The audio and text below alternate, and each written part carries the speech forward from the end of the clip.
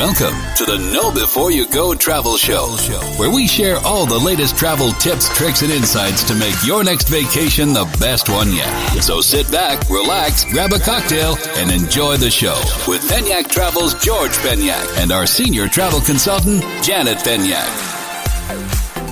What is up, everybody? Hey, everyone. Welcome back to another edition of the Know Before You Go Travel Show, and we've got a show for you today on this lovely Friday. It is Friday.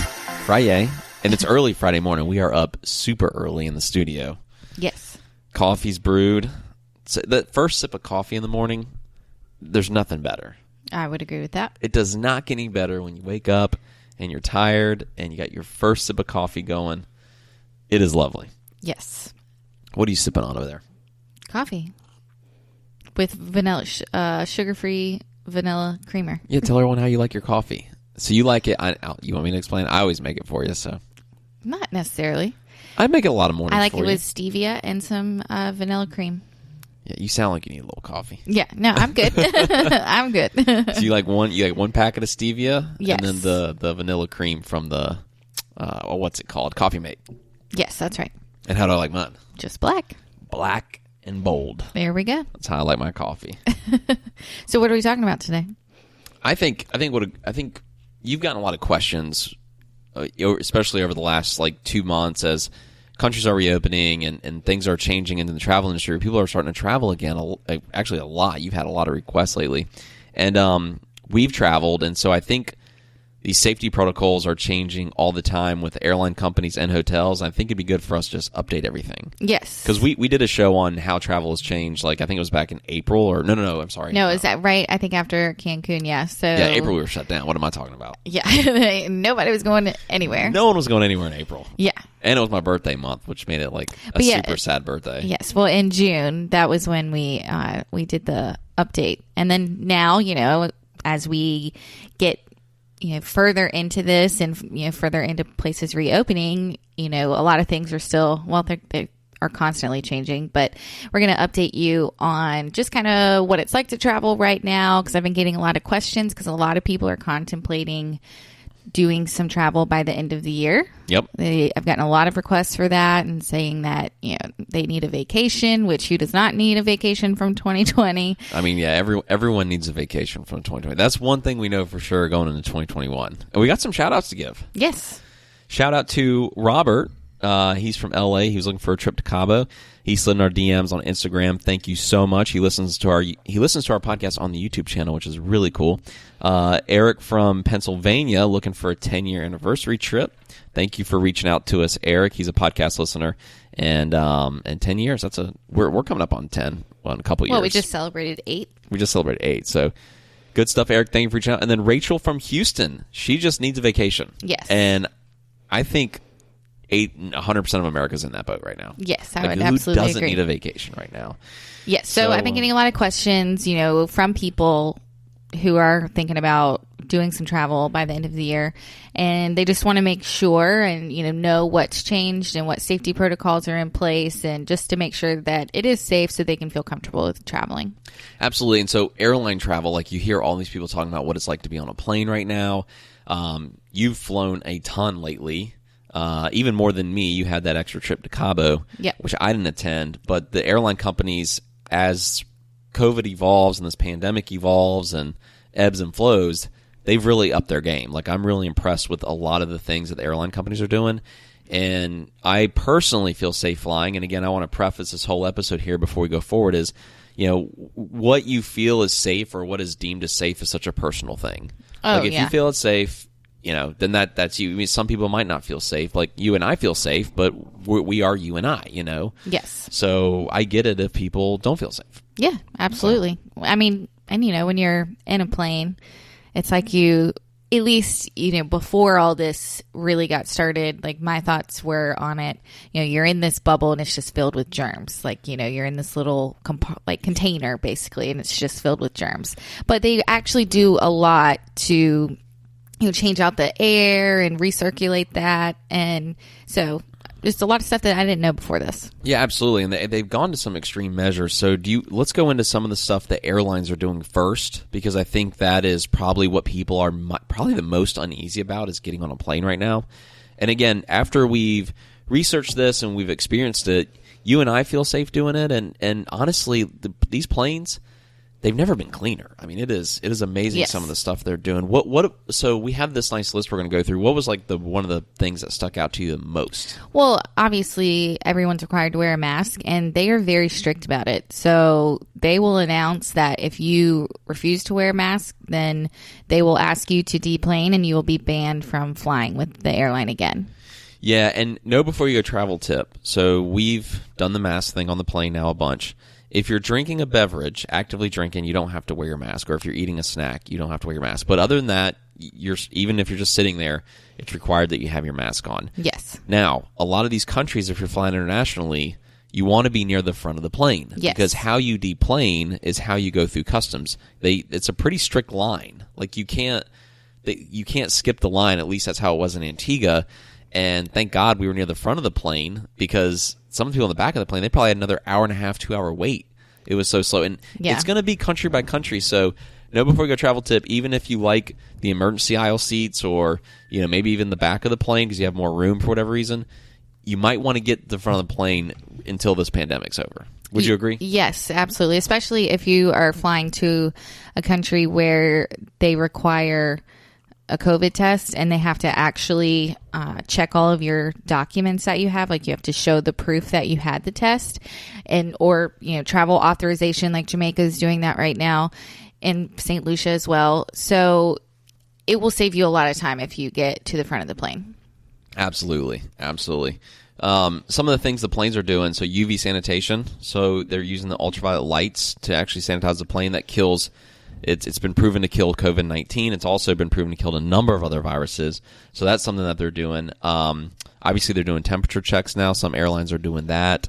And some are going as far as luggage sanitation, which I think is really cool. I actually like that. And I saw this in Cabo when we got to, it was the Pueblo Bonita Pacifica Resort.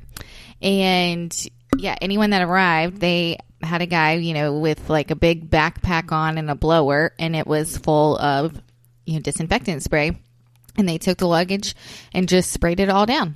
Absolutely. And I think that's great. Well, when you think about it too, your luggage, you're going to roll it on the floor everywhere. Right. It's, who's really cleaned their own luggage? I mean, I never have. I never thought of it. It's just a mechanism to carry stuff. But in times like this where, safety is of the highest, concern, that's a great idea to do that. And I think airline companies are actually doing it too.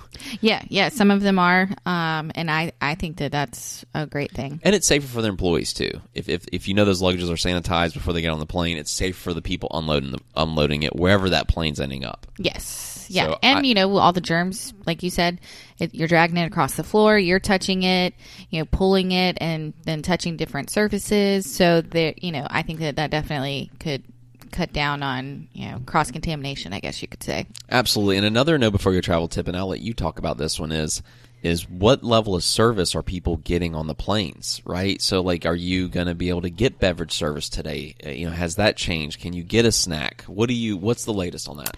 You cannot if you're in economy. Most of them, I don't know any that have restarted the service, but they'll hand you a bag whenever you get on. It's got a little bottle of water and the normal Biscoff or pretzel bag and a sanitation wipe, and yeah, that's it. So you can only get service on the plane or just drink service in first class, and they also give you a little snack, but it's not like the meals. But a lot of them have resumed that the full meal service if you're on flights that I think it's more than 4.5 hours. Okay, good. Yeah. I mean, I think my personal opinion of that is you can only take that so far. People need a beverage, right? It's and also too, planes dehydrate you when you're up at that altitude and pressure.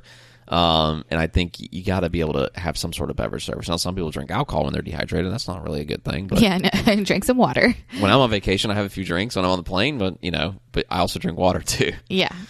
But another tip is, because they're not doing the beverage service or snacks or anything like that, is before you get on the plane, go to one of those travel news stores and get a snack or a drink to carry with you. Absolutely, yeah, that's what we do. Yeah.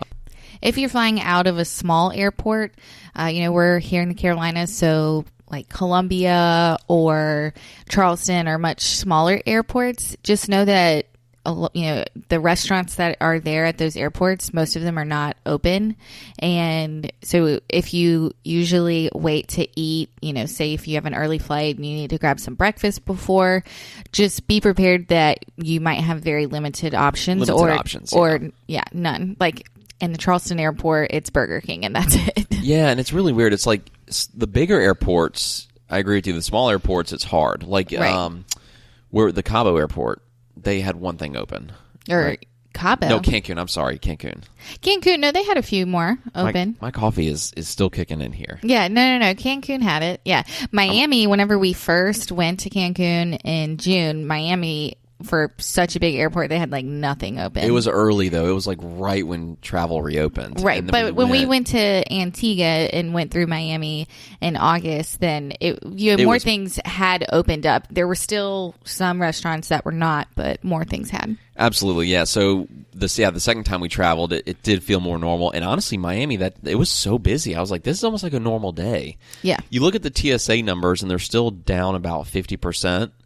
But they were down like drastically low. And now the people checking in through TSA, last I looked, and this was, I think, right around the holiday weekend we just had, and it was getting close to like that 60% mark. So but that was a big jump from where we were in like March when it was down to like 150,000 people 150,000 people went through TSA compared to 2 million. Yeah. Then they got up near 1 million now. Now they're passing 1 million against the 2 million. I think there was even some days in April where it was like 80,000 people passed through. It's insane. Yeah, that's just absolutely crazy. So the airline industry is definitely hurting. They've been killed by all of this. And so I think that they are going to do everything that they can, to make it safe and make sure that everyone feels safe and comfortable. Yeah, and the airlines, I think a lot of people don't think about, they serve a critical need. Like those 80,000 people traveling in April, people are like, who's traveling in April? It's the doctors. It's like people that really physically have to be somewhere,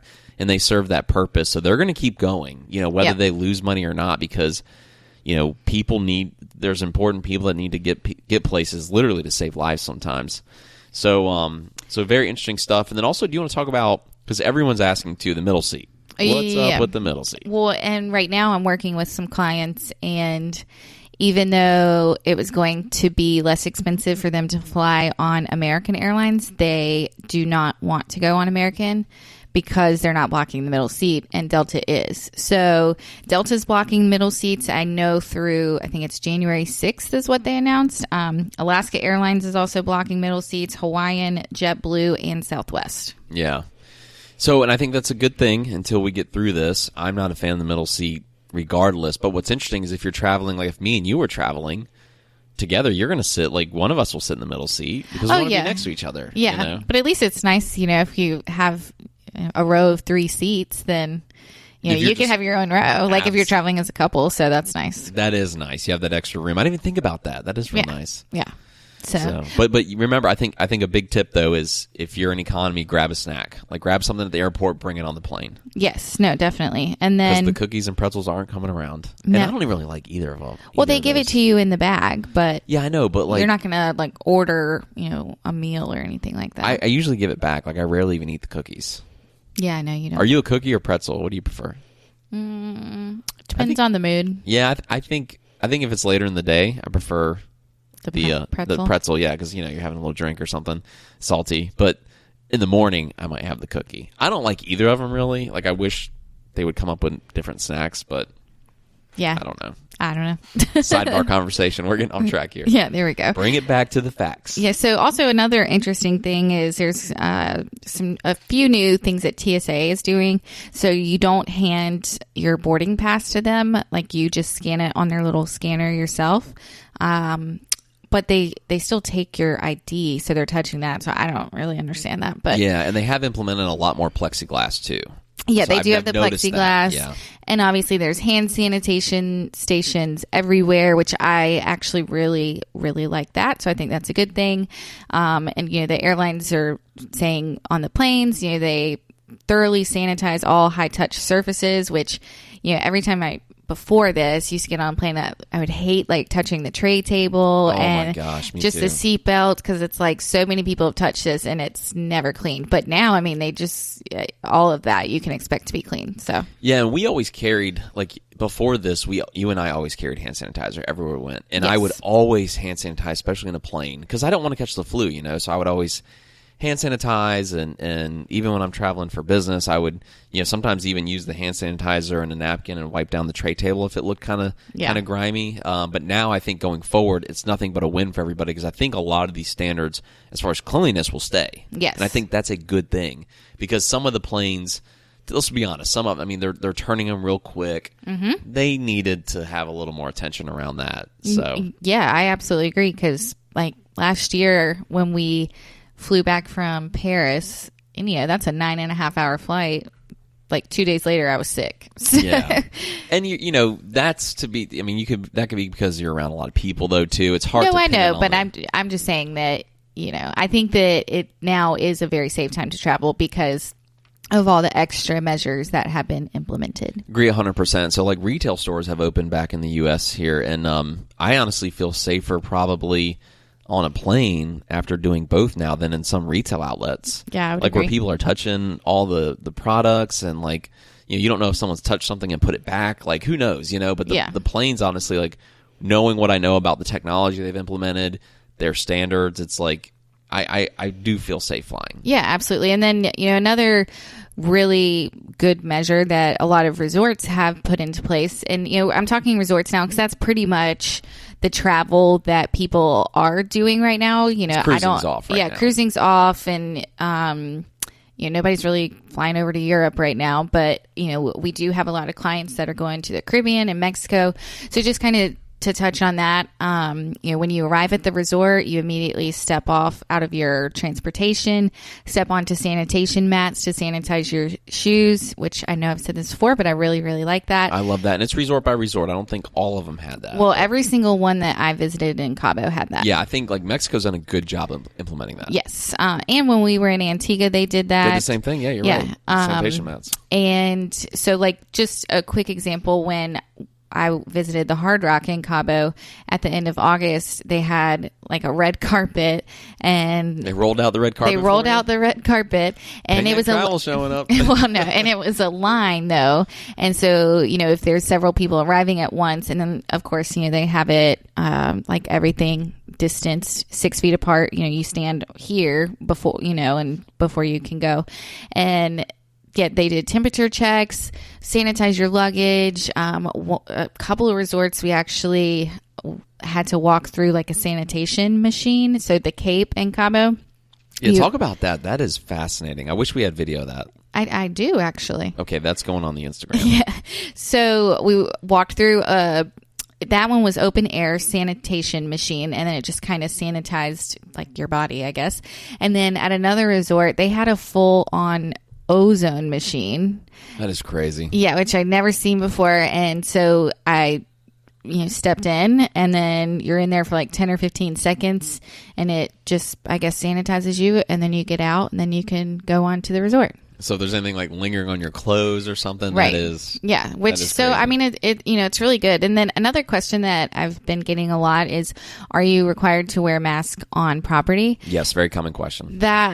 It really depends, because some places want you to and some don't. Like when we were in Cancun in June at Unico 2087, it was not required. Now employees do. Employees, yes. Yeah. But, vacationers were not.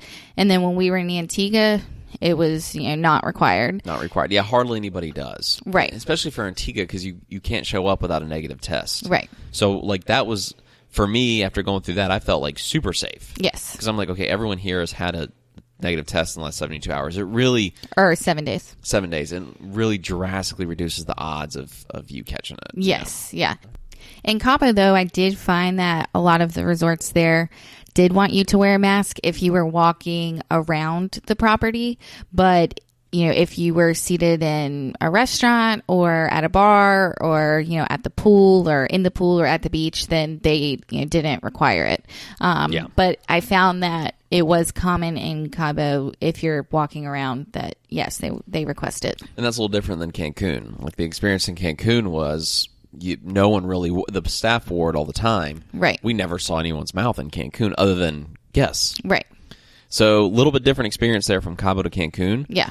And again, Mexico is probably one of the easiest places to go right now because you don't have to have the negative test. Yes. But the sanitation protocols there are really, really strong. Oh, yeah. And every resort that I visited had hand sanitizer in the room. They put, like the little travel size in the rooms for you. So, just another little thing to make you feel safe. Yeah, tables were more spread out. Like they still did some of those things on property that you would see here in the States, but it's almost like assumed now. It's like, oh, the tables are further apart, the bar stools are further apart. Yeah. And some hotels have digital keys. All the ones the resorts that we have visited do not. But a couple things I noticed is, and at the resorts that we visited, is they have, whenever you go to check out, they have a basket and it says like used keys or whatever, so they can make sure that they sanitize those and clean them properly.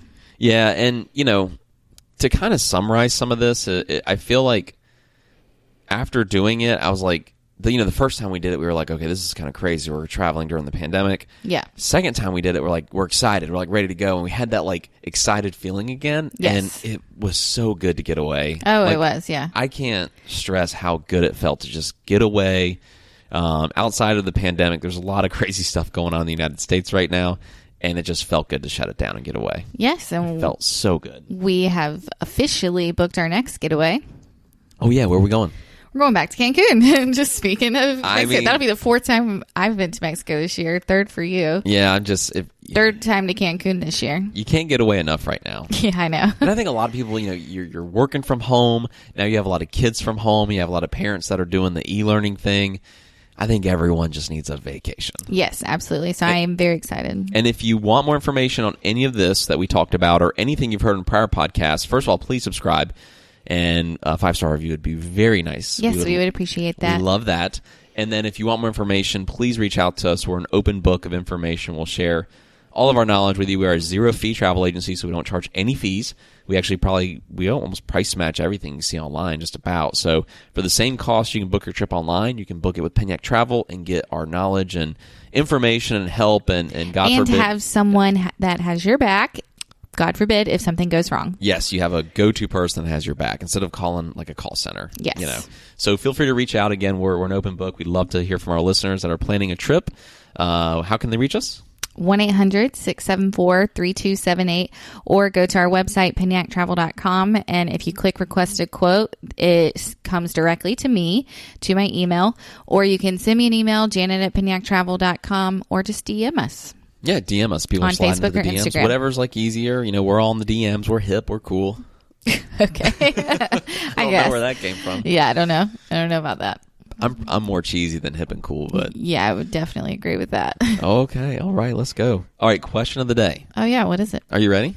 Yeah, let me take a sip of coffee first. Yeah, your coffee's kicked in. I can tell you're getting stronger as this episode goes on. Yeah, I do feel a little juiced up now. You're I need a second cup. Rejuvenated. We had fun last night. We went out to dinner with some friends. We went over to a friend's place, so they just moved in, and so we had some food with them. And then we went out to one of our local restaurants here. Good times last night. Yes. But this morning we're like, I need an extra cup of coffee. Yes. But it's Friday, so question of the day going into the weekend here. This one's interesting. I think this would be a good one. Okay. What do you remember most about your very first job? And I think when I say this question, I think like not like career job. I'm talking like very first job. Very first job. I was a cashier at a local pizza place called Bellacino's in Rock Hill, South Carolina. South Carolina, baby. Yes. Shout out Rock Hill. I remember being able to eat pizza there every day, and you didn't have to worry about gaining any weight. That was nice. There you go. That's real for sure. Yeah, I don't know. I mean, what did you remember about the job? I mean, I just took orders. Worked at the pizza place, and I was the cashier. So not much. Must not have been a great place to work. No, I mean, it was fine for my first job. I think I made $6 an hour. Yeah. Or that's what we started out. Or was it $5.50? It was either $5.50 or $6 an hour. Yeah. But no, I remember I wanted to work as much as possible, just so I could. It's empowering to have your own money. money. It was very empowering. I think to have As a my own money teenager. as a teenager, and if I wanted something, I could go buy it. Mom, I'm going to spend this because I got my own money. Yeah. All right. So what I remember most about my first job was at a theme park called Carowinds in Charlotte, North Carolina. Very actually big theme park. People always ask me when I say theme park, they think carnival. It's like, no, this was a theme park like for what is it called? Four Flags. 4 Flags. What's the thing? What's the flag? It's like Six Flags. 6 Flags. Four Flags. What are you even talking about? This theme park is more like Six Flags. Yes, I don't know I need way more coffee. Anyways, so I was a game guy. But it's called Carowinds, yeah. Carowinds, like Six Flags, not like a Yeah, carnival. not Four Flags. I don't know where Four Flags is coming. I was thinking Four Seasons, I think. I don't know. Anyways, I was one of the game guys. I was a guy on a microphone. And what was really terrifying about my first job is I was on a microphone in front of a bunch of people. Well, look at me today. I'm on a microphone today. Like, it's coming full circle. Anyways. How old were you, 15? I was 15 years old. I made $5.25 an hour. And I would try to convince people to come play my game. And I was on a microphone. I would see people walking by and like, when I would see couples walking by like, oh, come win your girl a prize. Come try it out. And they had to pay to play, but if they won the game, they got a prize. And it was terrifying because they put me on this game called Guess Your Age or Weight, which is a wildly inappropriate game for, especially for some people that don't want their age or weight guessed. But, the game was kind of set up. It was a $5 game, which was more expensive than most games. Most games were $2 games. Yeah, but you were like guaranteed to win. Yeah, I would literally try to guess wrong on purpose. But sometimes you get in these uncomfortable situations where you don't really want to guess someone's weight. You don't want to guess someone's age. Yeah, I don't know if you can. I mean, I wonder if that still exists. I haven't been to Carowinds in a very, very long time. I don't know. I would run specials too, where I would guess anything. Yeah, like I'd be like, I'll guess your make and model of your car. I'll guess what month you were born in. I was gonna say, yeah, the month thing. But what was crazy is if someone played the game and I guessed the weight, they would have to get on a huge scale and everybody could see it. I mean, like, I've got no problem doing that, but for some people, I can see it's very uncomfortable. Yeah, that would be uncomfortable. Yeah. And I would guess the number out loud on the microphone, and then you'd have. I mean, I'm gonna guess that times. maybe that does not exist there anymore. I bet that scale's gone. Yeah. I mean, this was 20 years ago. Yeah. Yeah, 20 years. Wow, that's scary. 20 years ago. Yeah. Yeah, I would think that might be gone. Probably. Yes. Hey, if anyone knows, DM us. I'd love to know. If yeah, I would love there. to know. Yes, I'd like to go to Carowinds again. I don't think I could ride all those roller coasters though. I'll never forget that time we were at like the local fair. And the state fair. The state fair. This is about 5 years ago or something. And we haven't rode roller coasters in years and all this stuff. And you're like, we're getting on this roller coaster. I was like, I'm not getting on that thing. And you were adamant. Yeah. That you were getting on this horrible designed machine. I guess you can call it a roller coaster. Just sloshed you around in a cage. It looked terrifying. Yeah. And I was like, you're going to get sick. You're going to get nauseous. And you were like, no, we're fine. This is fun. Blah, blah, blah. And then you get off this thing and you're ghost white. I know. We just ate a funnel cake. I'm like, you can't get on that thing. You were ghost white, but you did not want to admit it. You were like, I'm fine. I'm like, well, no, babe, you're turning white and green. I think we got a funnel cake after, and I couldn't eat the funnel cake because I was so nauseous. That's what it was. And I was like, yeah. Do you want to admit I was right? That was one of the few times I've been right. Yeah, so I don't think I'm gonna get on any big roller coasters again. You just can't do it. Like you get older. I don't know why. I guess because you don't do that as often, so your body adjusts, and then once you do it, you're like, oh, I'm kind of sick. Well, speaking of theme parks, so one of our agents recently went to Disney and Universal, and we're going to be doing some podcasts coming up, just what that experience was like traveling there. Yes, we're getting a lot of questions about Disney and Universal because they've reopened, and there was a lot of news coming out about them reopening, what they were doing, what is it going to be like. We've had a couple of agents go now and actually experience it, so I think it'd be great to do an episode on. That episode will be coming up pretty soon, but we've got to get them together. I got to get them on the phone and get the audio going, but we're going to have a big podcast on that. So if you're a Disney fan, we're going to have a great episode coming up soon for you. And Universal, too.